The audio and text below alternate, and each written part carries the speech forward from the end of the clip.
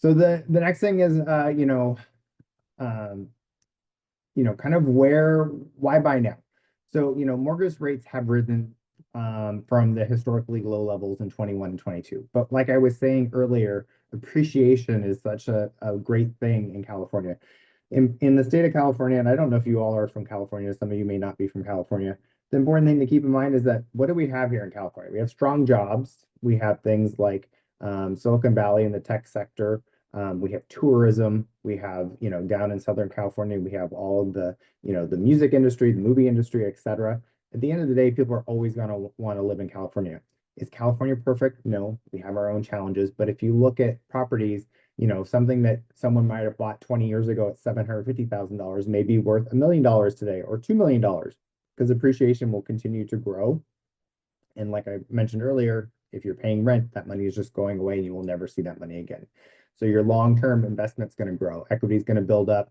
Your value, your value is going to, you're going to have the value appreciation and you're going to pay down that debt.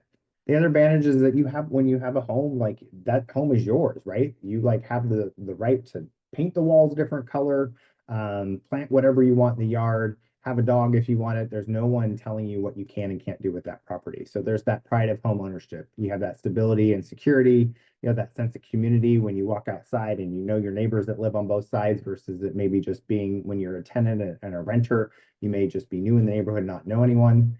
There's the freedom to change that house around, the tax benefits. So I'm obviously not licensed to give tax advice, but there's obviously a lot of benefits that come with properties for tax benefits. And then you're building wealth, right? So you have an opportunity to build your net wealth.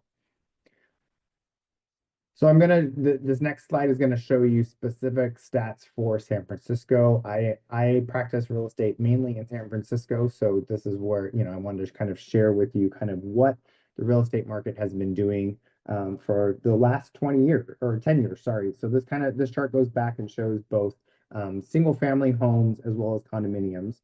And you can see the orange line is single family, and you can see that the everything kind of peaked out in the middle of 2022. That's when single family homes peaked, and then we had quite a drastic decline. And the reason for that decline was because interest rates started going up. So it's obviously much cheaper and you can get a much bigger loan when interest rates are at 3% or less, much harder when interest rates are at 6 or something percent. So if you look at condos, on the other hand, though, condos have kind of been bouncing around in San Francisco at the same prices. Obviously, they've gone up and down, but they kind of were at the $1.1 million price point in 2017 and kind of went up, also peaked in 2022, and then have kind of come back down. But as you can see, condos have not appreciated as quickly as single family homes have. So that's just kind of like where the median price point has been through the past decade here in San Francisco in particular.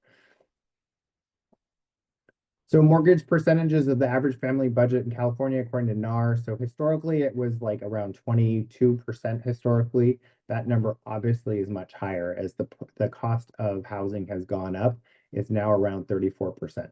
And that's important to keep in mind, but that also, there's a lot of people out there who are also potentially renting today and saying of the every, $100 that I make, are they potentially already spending 35% of that on rent?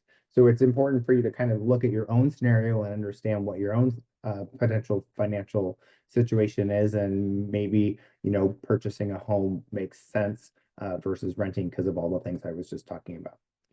So this is just a quick example, and these are very rough numbers. So, if you purchased a home for $1 million at 6% interest, which I know is lower than rates are currently right now, and you pay 80%, you put 20% down, pay 80% mortgage to your bank, and build the equity for for yourself.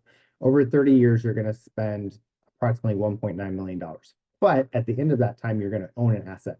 And who knows if that $1 million home that you purchase over 30 years, it most likely is going to be worth more than $1.9 million at that end of that time, right? Because you will have grown in value well over that amount during that time. And this doesn't take into account, the tax benefits, et cetera, et cetera. Versus if you're renting and you're paying $5,000 a month, Some of you who may not be in California are like, oh my gosh, $5,000 a month is an awful lot. But for us in San Francisco, the average 2-bedroom, 2-bath apartment in San Francisco right now is around 4,200. So 5,000 is like a very nice apartment in San Francisco. But over the 30 years at a 2% annual increase, and obviously you all know inflation has been a lot more than 2% over the past 2 years, you would end up having paid $2.3 million. And you'll own nothing. And you'll spend, significant amount of money. I just realized there's a typo here. You haven't spent $700,000 more, but you would have spent almost $400,000 more, but still had nothing at the end of it. You're not going to have any asset. You're not going to have any appreciation. You're just going to have given all that money to your landlord, who is then going to spend it on whatever it is that they wanted.